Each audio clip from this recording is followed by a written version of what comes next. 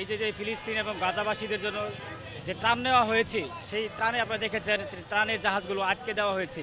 এটি আসলে খুবই দুঃখজনক বিষয়, লজ্জার বিষয় আমাদের মুসলিম বিশ্বের জন্য। আমরা এটার তীব্র প্রতিবাদ জানাই এবং আমরা বার্তা দিতে চাই যে এটার যারা বন্দী হয়েছে তাদেরকে মুক্তি দিতে হবে এবং গাজাতে পরবর্তী সময়ে সবসময় তাদের জন্য যে ত্রাণ নেওয়া হবে সেখানে যেন তারা আটক না করে এবং ফিলিস্তিনের যে ভূমি সেটাকে অবশ্যই ফিলিস্তিন স্বাধীন রাষ্ট্র হিসেবে স্বীকৃতি দিতে হবে এবং অবৈধ দখলদার জায়নবাদীরা যেই আমাদের ভূমিগুলো দখল করে রেখেছে ফিলিস্তিনে গাজাবাসীর, সেগুলোকে ফেরত দিতে হবে।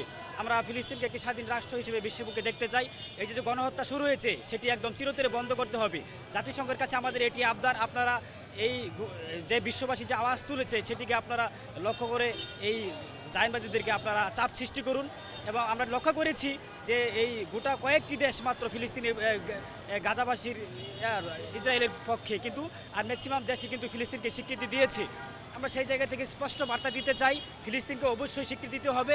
এই জায়নবাদীরা তাদের যে আমাদের যে ভূমি অবৈধভাবে দখল করে রেখেছে আমরা এটি ফেরত চাই। এবং আমাদের যে ভাইয়েরা ত্রাণ নিয়ে গেল এই সুমুদ ফ্লোটি নাই, হ্যাঁ, এই তাদেরকে যে আপনারা দেখেছেন কীভাবে নির্মমভাবে তাদেরকে সেখান থেকে তুলে নেওয়া হয়েছে, এটি আসলে একটি লজ্জার বিষয়। আমরা তাদেরকে যারা বন্দী হয়েছে তাদের মুক্তি চাই এবং যে খাবারের এই আপনার জাহাজগুলো তারা আটক করেছে সেগুলো গাজাবাসীদেরকে ফেরত দিতে হবে, এটি আমরা দাবি জানাচ্ছি। হ্যাঁ, আপনি খুব সুন্দর একটি প্রশ্ন করেছেন। যেখানে যাওয়ার কথা ছিল আমাদের ইসলামপন্থীদের আরব দেশগুলোর, সেখানে যাচ্ছে আজকে ইউরোপের দেশগুলো, স্পেন, ইউরোপ, জার্মানি, ইতালি।